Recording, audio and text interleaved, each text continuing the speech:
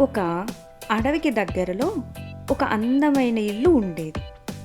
అందులో ఇద్దరు స్నేహితులు ఉండేవాళ్ళు. ఒక తెలివైన పిల్లి, దాని పేరు చార్లీ. చార్లీకి వండటం అంటే చాలా ఇష్టం. అది ఎప్పుడూ కిచెన్లో ఉంటూ రకరకాల డిషెస్ తయారు చేసేది. ఇంకొకటి అల్లరి కుందేలు, దాని పేరు ఓరియో. ఓరియో ఎప్పుడూ నాటి పనులన్నీ చేస్తూ ఉండేది.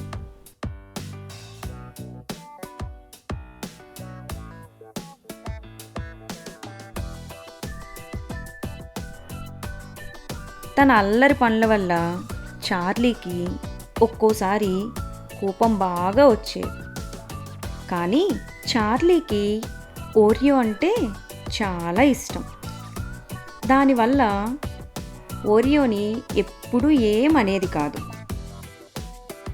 పైగా చాలా సంతోషంగా ఓరియోకి రకరకాల డిషెస్ చేసి పెట్టేది.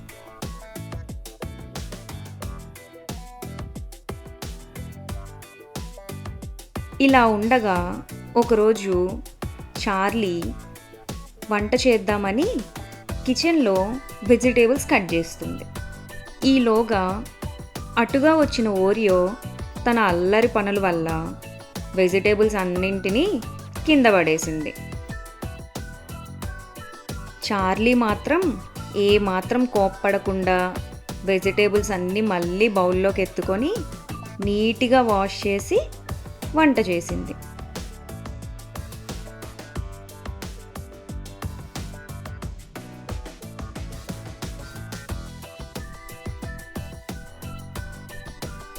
సూప్ చేయడం పూర్తయిపోయిన తర్వాత చక్కగా వెళ్ళి ఓరియోకి తినిపించింది.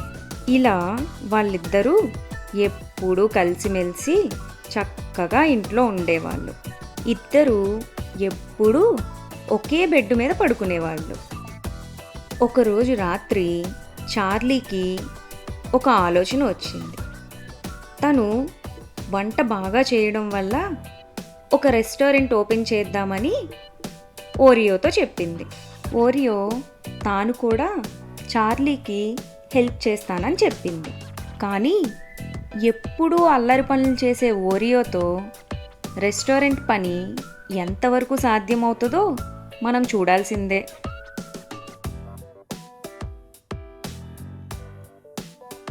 ఇంకా ఆ రోజే రెస్టారెంట్ ఓపెనింగ్ డే. గెస్ట్లందరూ వచ్చే టైం అవుతుంది. చార్లీ ఏదైనా రిచ్గా ఒక డిష్ ప్రిపేర్ చేద్దామని వెజిటేబుల్స్ అన్నీ కట్ చేసుకొని వెజిటేబుల్ సూప్ చేద్దామని ప్రిపేర్ అవుతుంది.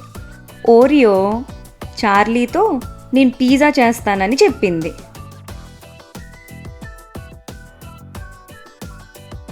చార్లీ వెజిటేబుల్ సూప్ ప్రిపేర్ చేస్తుండగా ఇంకా ఓరియో తన అల్లరి మొదలుపెట్టింది.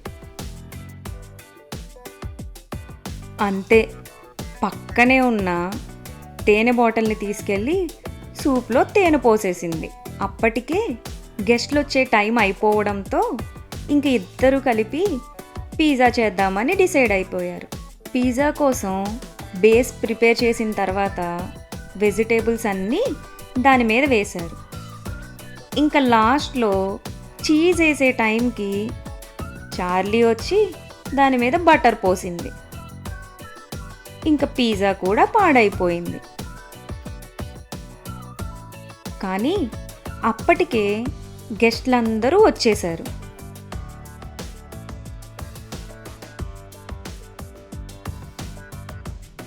ఇంకా చేసేదేం లేక ఆ డిషెస్నే డెకరేట్ చేసి వాళ్ళకి పెట్టారు.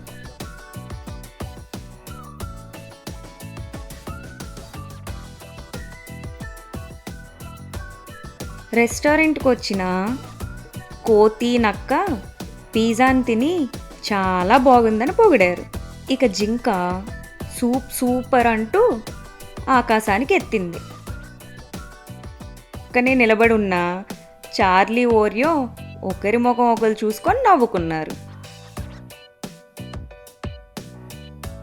ఇలా గందరగోళంగా చేసిన డిష్ సూపర్ అంటూ మెచ్చుకోవడం వల్ల నెక్స్ట్ నుంచి ఏ డిషెస్ ట్రై చేసినా ఇలాగే ఫన్నీగా చేసేవాళ్ళు.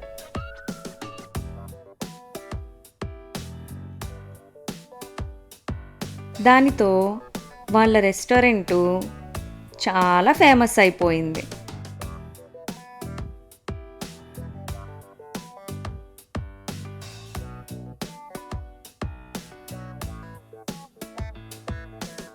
చార్లీ, ఓరియో చాలా హ్యాపీగా ఫీల్ అయ్యారు. ఈ ఫన్నీ స్టోరీ గనక మీకు నచ్చినట్టయితే లైక్ చేయండి, షేర్ చేయండి, కమెంట్ చేయండి. మా ఛానల్ని సబ్స్క్రైబ్ చేసుకోవడం మాత్రం మర్చిపోకండి.